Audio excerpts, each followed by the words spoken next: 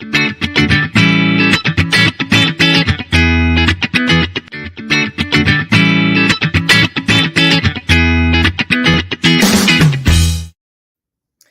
good morning and welcome to this fabulous Friday morning.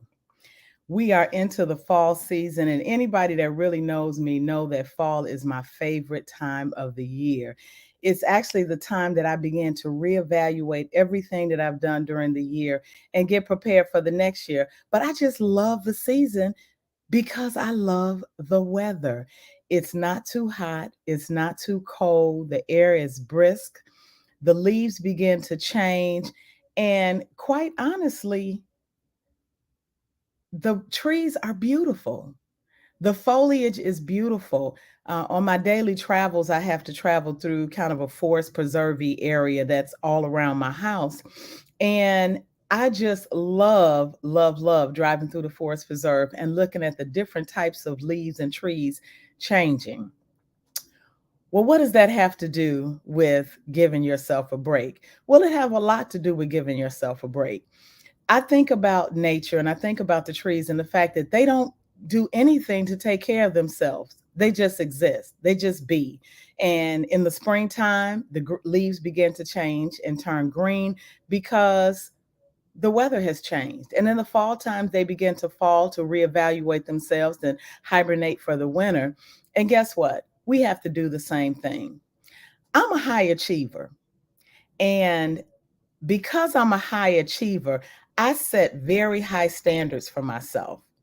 And I surround myself with high achieving people. Well, what does that really mean?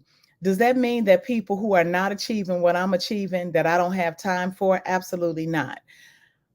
In my business, Dr. Ruby E. Powell and Associates, my tagline is that I empower leadership for life and business. So, for those people who have a desire to lead a different type of life or to have a life of change or have a life of excitement or whatever it is that they aspire in life, I help people to empower themselves to know that they can do that. And so, I'm just going to say it right up front. For those who are not subscribed to my newsletter, I send out a weekly newsletter that just talks about self-care tips. And this season, I'm talking about streamlining.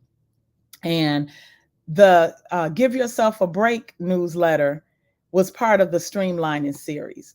And so high achievers set such high standards for themselves that sometimes when things don't go quite the way we think that they should go, we consider them a failure.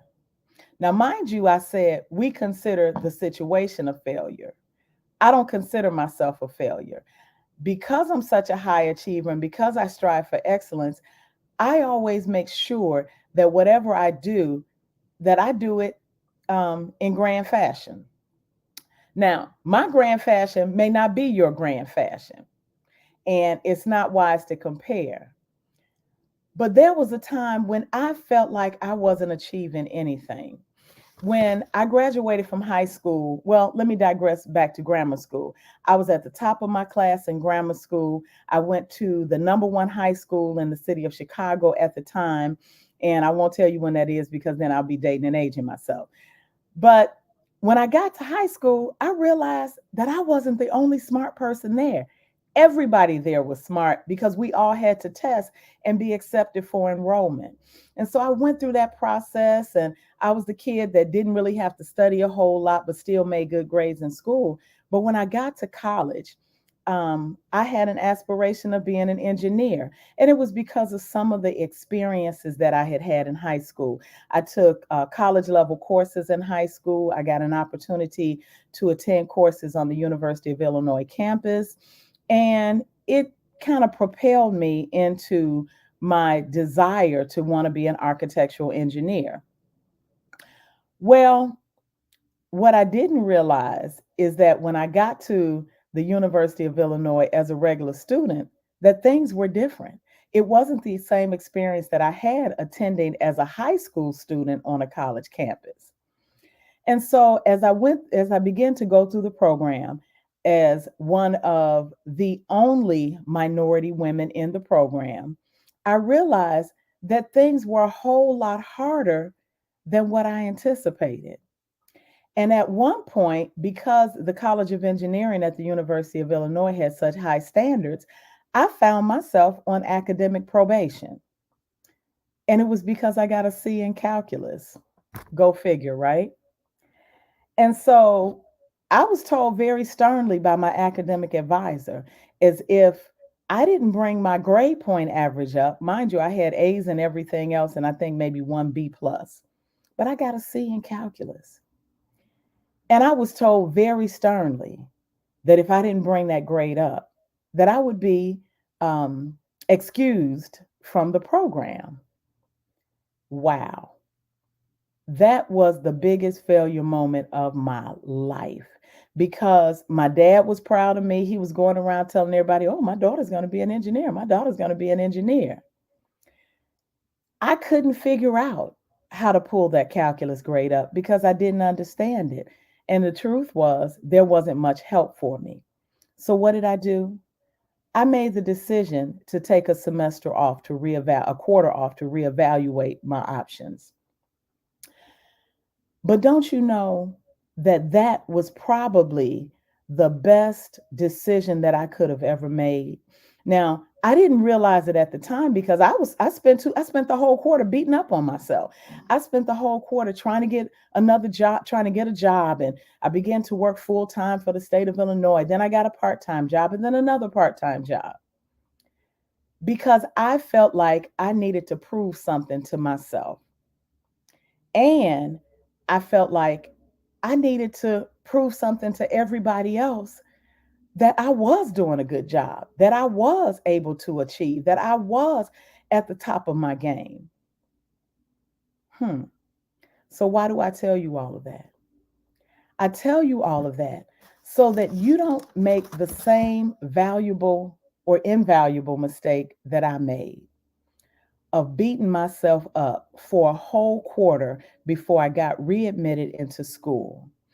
So, what I should have learned at that time, but I learned much later in life, is that even though I considered myself at that time a failure, it was the situation that failed. It wasn't me. What I also didn't understand at that time was that every time there's something that comes along that looks like a mistake or looks like a failure, it's not really a failure. It's an opportunity to learn and to grow. There's a saying that you don't throw out the baby with the bathwater. What that really means is you take those things, you reevaluate that process, or you evaluate that process, and you decide what worked and what didn't work. Those things that didn't work, you ask yourself, how can I grow from this? How can I change this so that it can work better the next time? Then you free yourself from being a people pleaser. When I got to the point where I said, this is not about my dad being proud of me. This is not about other people bragging on me. This is not about me doing anything else to please anybody other than God and myself. I got free. Now, does my dad's opinion of me, is it still important? Absolutely. My dad is still living. He's 86 years old. And my mom is still living. She's 86 years old or 86 years young as well. But at the age that I am, I recognize that some things we have to do for our own self and for our own peace. So let me give you a couple of things. Um, if those of you all that have been following me know that my whole first quarter series was about self-care. And a few months ago, as I was preparing for a huge presentation, I ran across something that many people have heard before, and it's called the Serenity Prayer. And I embraced it, but I embraced the long version of it. I'm going to read it for you before I give you my points. The Serenity Prayer says this. It says, God grant me the serenity or the peace to accept the things that I cannot change, the courage to change the things that I can, and the wisdom to know the difference. Now, that's the part that we hear all the time. But let me tell you what it goes on to say. It says living one day at a time, enjoying one moment at a time, accepting hardships as the pathway to peace, taking as God did or as He did this sinful world as it is, not as I would have it. Let me tell you, if I had it my way, there's a whole lot of things that I would change. But guess what? I don't always have it my way.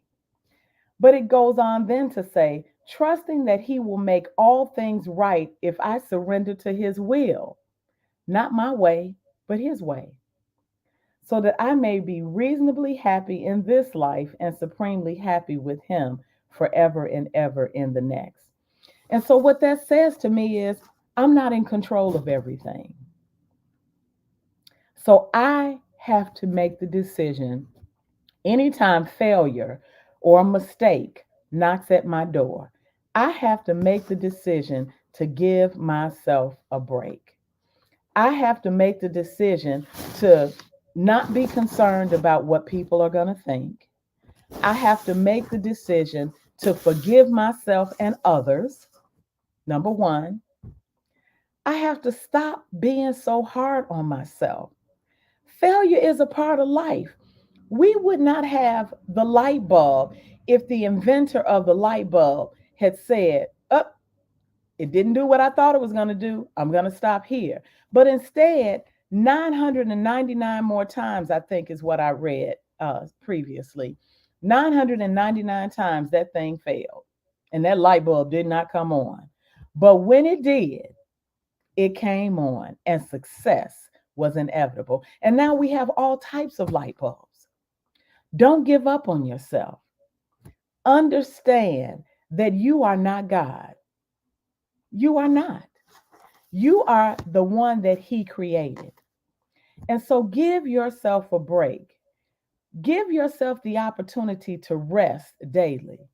And in that rest, evaluate or reevaluate those things that you don't feel went well. And don't lose sight of your goals.